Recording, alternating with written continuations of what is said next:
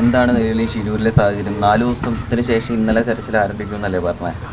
അതെ, അങ്ങനെയായിരുന്നു. നമുക്ക് ആദ്യം കിട്ടിയ ഇൻഫർമേഷൻ പ്രകാരം 4 ദിവസം കഴിഞ്ഞിട്ട് പുനരാരംഭിക്കുമെന്ന രീതിയിലായിരുന്നു നമുക്ക് അറിയാൻ പറ്റിയിട്ടുണ്ടായിരുന്നത്. പക്ഷേ അതിനുശേഷം നമുക്ക് ഒരു ഇൻഫർമേഷനൊന്നും അവരുടെ ഭാഗത്തുനിന്ന്, ഒഫീഷ്യൽ ഭാഗത്തുനിന്നും കിട്ടിയിട്ടുണ്ടായില്ല.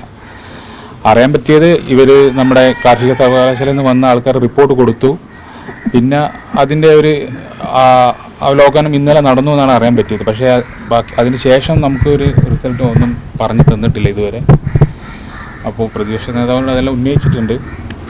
അദ്ദേഹം ബന്ധപ്പെടുന്നുണ്ട്, കാര്യങ്ങൾ സംസാരിക്കാൻ ഇതിന് കൂടെ തന്നെ ഉണ്ടെന്ന് തന്നെയാണ് പറഞ്ഞത്.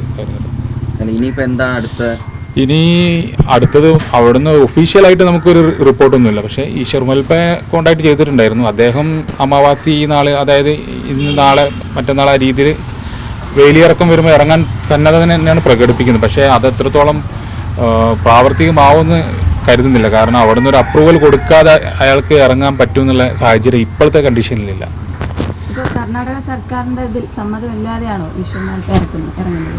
അല്ല, ഈ കഴിഞ്ഞ തവണ ഇറങ്ങിയതും അദ്ദേഹം എൻ്റെ ജീവൻ എന്തെങ്കിലും കുഴപ്പം പറ്റിയാൽ ഗവൺമെൻറ്റിന് ഉത്തരവാദിത്തമില്ല എന്ന് എഴുതി കൊടുത്തതിന് ശേഷമാണ് അദ്ദേഹം ഇറങ്ങിയത്. അപ്പം അദ്ദേഹത്തിനും അതിനൊരു മടുപ്പുണ്ട്, മാനസികമായിട്ടുള്ള ഒരു ബുദ്ധിമുട്ട് അതിലുണ്ടായിട്ടുണ്ട്. അങ്ങനെയാണ് മനസ്സിലാക്കിയത്. അപ്പം ആ പ്രോസസ്സ് ഇനിയും നടക്കും തന്നെയാണ് കരുതുന്നത്. അപ്പം ഞങ്ങൾ വിളിച്ചപ്പം പറഞ്ഞത് അവരെ അപ്രൂവലിനൊന്നും കാത്തു നിൽക്കുന്നില്ല, ഞങ്ങളുടെ റിസ്ക് തന്നെയാണ് ഇറങ്ങുന്നുണ്ടെങ്കിൽ അങ്ങനെ തന്നെ ആയിരിക്കും ഇറങ്ങുക. പക്ഷേ അവരിപ്പോൾ പറയുന്നത് അവരെ കൂടുതലുള്ള കുറച്ച് ഡൈവേഴ്സിന് പരിക്കൊക്കെ പറ്റിയതുകൊണ്ട് വേറെ ഡൈവേഴ്സിനെ അന്വേഷിച്ച് നിൽക്കണം, മിനിമം 3 പേരെങ്കിലും വേണമെന്നാണ് പറഞ്ഞത്. അവിടുത്തെ MLA ആയിട്ട് കണക്ട് ചെയ്യാൻ പറ്റുന്നുണ്ടോ? MLA ആയിട്ട് ലാസ്റ്റ് ഞാൻ അന്ന് കണക്ട് അന്നായിരുന്നു ലാസ്റ്റ് കണക്ട് ഉണ്ടായിരുന്നു. പിന്നീട് കണക്ട് ചെയ്യാൻ പറ്റിയിട്ടില്ല.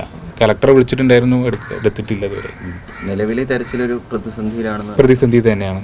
ഞാൻ ഇന്നലെ രാത്രി അങ്ങ് പോകണമെന്ന് കരുതിയായിരുന്നു. പക്ഷേ ഇന്ന് സതീശൻ സാർ വന്നതുകൊണ്ട് പോക്ക് ഇന്ന് രാത്രിത്തേക്ക് മാറ്റിയതാണ്.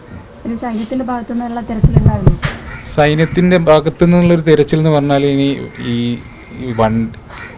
ലോറി വെള്ളത്തിൻ്റെ അടിയിലായതുകൊണ്ട് അത് പിന്നെ നാവികസേന തന്നെയാണ് അതിൽ മുൻകൈ എടുക്കേണ്ടത്. അവർ അവിടെ 10 കിലോമീറ്റർ ലൊക്കാലിറ്റിയിലില്ല, എപ്പോൾ വിളിച്ചാൽ വരുന്ന ആൾക്കാരാണെന്ന് പറഞ്ഞു. അതുകൊണ്ട് അവിടെ തമ്പടിക്കേണ്ട ഒരു ആവശ്യമില്ല എന്നാണ് പറഞ്ഞത്.